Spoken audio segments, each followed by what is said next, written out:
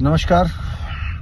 ये 43B का जो H है, जो 1 अप्रैल 2023 से लागू कर दिया है सरकार ने, उसमें कंफ्यूजन भी है और समझने की बहुत आवश्यकता है।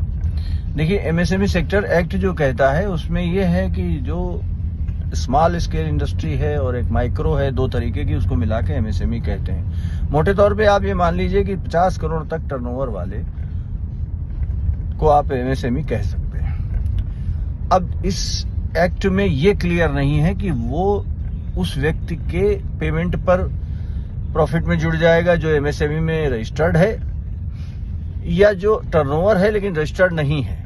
अब इसमें मैन्युफैक्चरर ट्रेडर दोनों ही आ जाते हैं। अब इस एक्ट में क्योंकि ये क्लियर नहीं है, इसलिए ये थोड़ा कंफ्यूजन है।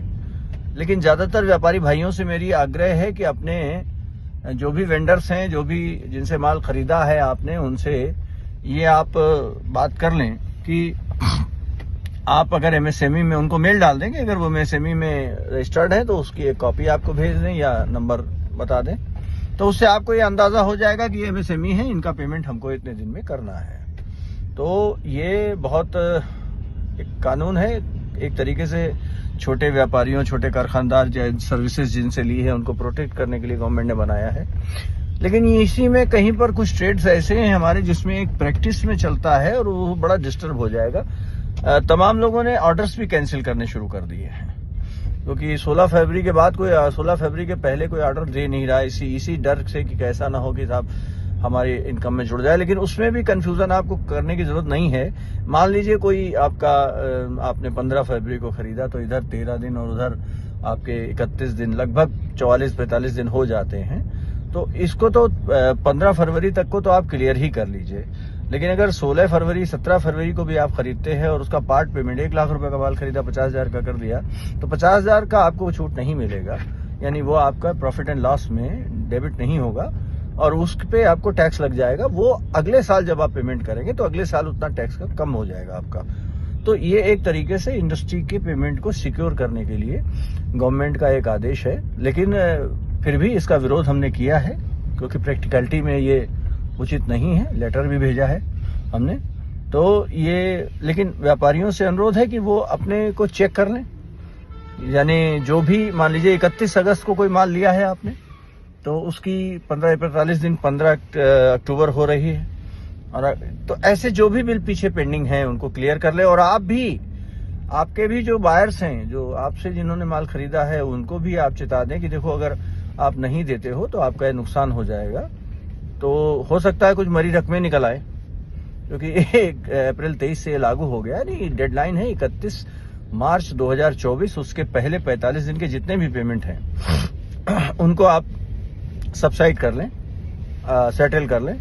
तो अब 1 तारीख को बजट में गवर्नमेंट क्या 43B(H) में कोई छूट देती है या उसमें कोई अमेंड करती है, ये देखने की बात है। लेकिन ऑल ओवर इंडिया ये तो हुआ है कि लोगों ने ऑर्डर्स कैंसिल कर दिए हैं, क्योंकि कोई भी मतलब मार्च के लफड़े में फंसना नहीं चाहता है। ओके, ऑडिट में ये लिख करके देना पड़ता है ऑडिटर को कि भाई ये पेमेंट आपके क्रेडिटर्स हैं, डेबिटर्स हैं, उसमें जो स्क्रूटनी होगी।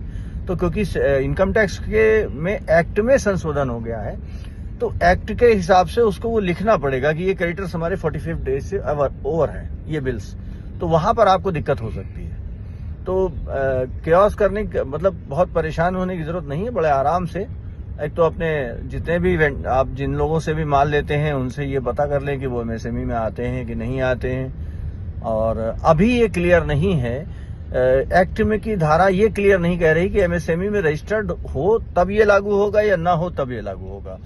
अभी तो एमएसएमई का जो एक्ट है 2005 का, मेरे ख्याल से एक्ट है वो, उसमें ये है एमएसएमई की परिभाषा दी गई है।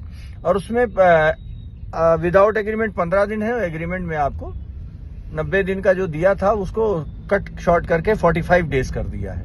अब भले ही आपने एग्रीमेंट में उसको 120 दिन लिख रखा हो, 90 दिन लिख रखा हो पेमेंट करेंगे, लेकिन अब वो 45 दिन की लिमिट है। इसको ठीक से समझ लें। और अभी बहुत कुछ क्लियर होना बाकी, मेरी जितनी समझ में आया वो मैं आपको भेज रहा हूं। धन्यवाद। अमरनाथ मिश्रा।